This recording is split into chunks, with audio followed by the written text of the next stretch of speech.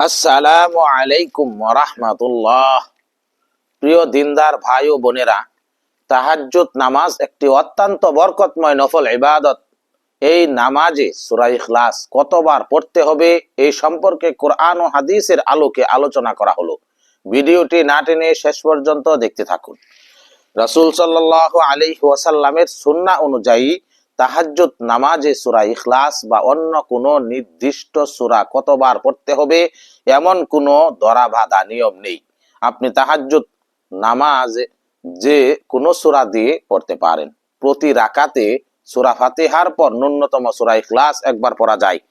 কোন সাহাবীদের থেকে তাহাজ্জুদ নামাজের এক রাকাতে সূরা ইখলাস একাধিকবার পড়ার বর্ণনা পাওয়া যায়, যা রাসূল সাল্লাল্লাহু আলাইহি ওয়াসাল্লাম অনুমোদন দিয়েছিলেন, তবে এটি বাধ্যতামূলক নয়। তবে হাদিসে সূরা ইখলাসকে কোরআনের 1/3 বলা হয়েছে। রাসূল সাল্লাল্লাহু আলাইহি ওয়াসাল্লাম সাহাবাদের বলেছেন, তোমাদের কেউ কি এক রাকাতে 1/3 কোরআন পড়তে অক্ষম? তারা বললেন, এটা কিভাবে সম্ভব?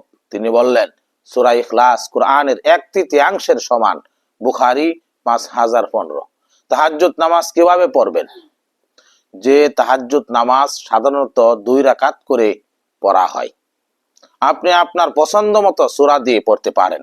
প্রথম রাকাতে সূরা ফাতিহার পর যে কোনো সূরা বা যে সূরা ইখলাস পড়তে পারেন। দ্বিতীয় রাকাতে একইভাবে সূরা ফাতিহার যে কোনো সূরা, ফাতিহার পর যে কোনো সূরা বা সূরা ইখলাস পড়তে পারেন। অনেকে মনে করেন 10 বার বা 50 বার সূরা ইখলাস পড়তে শরীয়তে এমন কোনো নির্দিষ্ট সংখ্যা নেই, তবে সওয়াবের নিয়তে বেশি বেশি পড়া জায়েজ। সর্বশেষ কথা হলো, তাহাজ্জুদ নামাজে সূরা ইখলাস পড়ার ক্ষেত্রে সংখ্যার চেয়ে একাগ্রতা ও ভক্তি বেশি গুরুত্বপূর্ণ। আপনি চাইলে একবার পড়তে পারেন, আবার কেরাত দীর্ঘ করার জন্য একাধিকবারও পড়তে পারেন। মূল উদ্দেশ্য হওয়া উচিত আল্লাহর সন্তুষ্টি অর্জন। আল্লাহ তাআলা আমাদের সকলকে একাগ্রতার সাথে নামাজ আদায় করার তৌফিক দান করুন। আমিন।